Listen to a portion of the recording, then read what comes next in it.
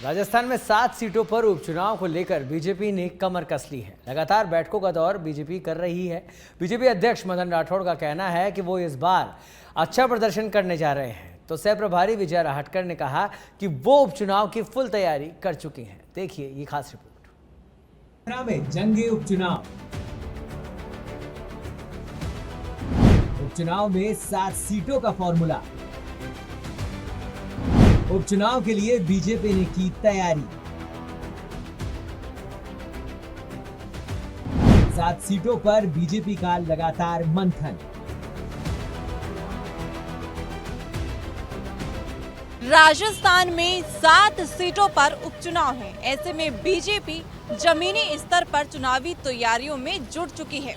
ऐसे में भाजपा सदस्यता अभियान को लेकर के साथ ही में 7 सीटों पर जीत का दावा कर रही है। राजस्थान में 7 सीटों पर उपचुनाव होने वाले हैं, जिसकी तैयारियों के लिए बीजेपी जमीनी स्तर पर जुट गई है। बीजेपी सदस्यता अभियान के साथ साथ उपचुनाव में सभी सीटों पर जीत हासिल करने का दावा कर रही है। मरुधरा की 7 सीटों पर उपचुनाव भजनलाल सरकार के लिए बड़ी चुनौती है। लोकसभा चुनाव के बाद 5 सीटें खाली हो गई थी, लेकिन 2 विधायकों के निधन के बाद सलूंबर और रामगढ़ की सीट खाली हो गई। लिहाजा राजस्थान में अब 7 सीटों पर उपचुनाव होने हैं। इन 7 सीटों की बात करें तो 4 सीटें कांग्रेस के पास थी, 1 सीट पर आरएलपी, 1 पर बीजेपी और 1 सीट पर भारतीय आदिवासी पार्टी यानी कि बाप के पास थी। अभी तक उपचुनाव की तारीखों का ऐलान नहीं हुआ है, लेकिन दोनों ही दलों ने अपनी कमर कस ली है। बीजेपी मंथन कर जिन सीटों पर उपचुनाव होने वाले हैं, वहां की ग्राउंड रिपोर्ट देख रही है।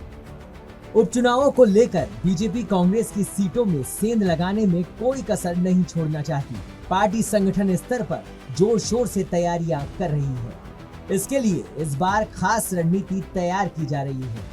हाल ही में राजस्थान बीजेपी की कमान संभालने वाले मदन राठौड़ के लिए ये उपचुनाव पहली अग्नि परीक्षा है।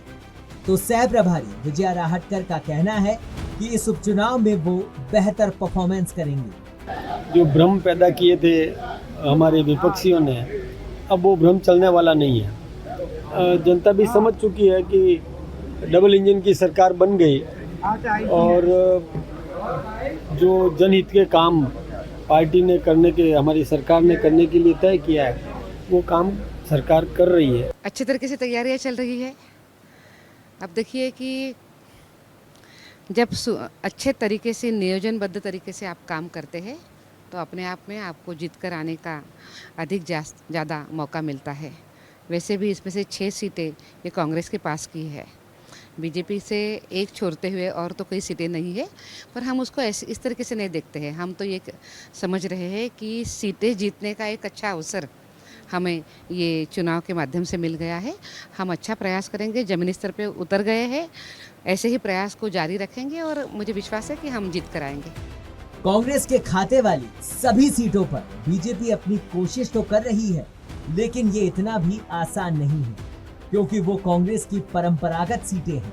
तो खिवसर सीट भी लंबे समय से आरएलपी के कब्जे में रही है। 84 सीट की बात करें तो वहां भी आदिवासी समाज की उभरती हुई भारतीय आदिवासी पार्टी का प्रभाव है। तो इन सीटों पर बीजेपी को जबरदस्त मेहनत करनी होगी। अभी उपचुनाव के लिए तारीखों का ऐलान होना बाकी है, लेकिन पार्टी के दिग्गज नेता अभी से 7 सीटों पर फोकस किए हुए हैं। 7 सीटों पर जातिगत समीकरण से लेकर प्रत्याशी के चेहरे पर पार्टी के अध्यक्ष की नजर है। तो इन सीटों पर बीजेपी की अगली रणनीति क्या होगी और अंदर खाने पार्टी में क्या नया होने वाला है, ये तो तारीखों के ऐलान के बाद साफ हो जाएगा। उपचुनाव की तारीखों का ऐलान होना अभी बाकी है, लेकिन भाजपा अभी से तैयारियों में जुटी हुई है। प्रत्याशी के चेहरे से लेकर के जातिगत समीकरण पे भाजपा अध्यक्ष की नजरें बनी हुई हैं। अब बीजेपी पार्टी की अंदर खाने क्या तैयारियां हैं और पार्टी की अगली रणनीति क्या है, ये तो उपचुनाव की तारीखों के ऐलान के बाद ही साफ हो पाएगा।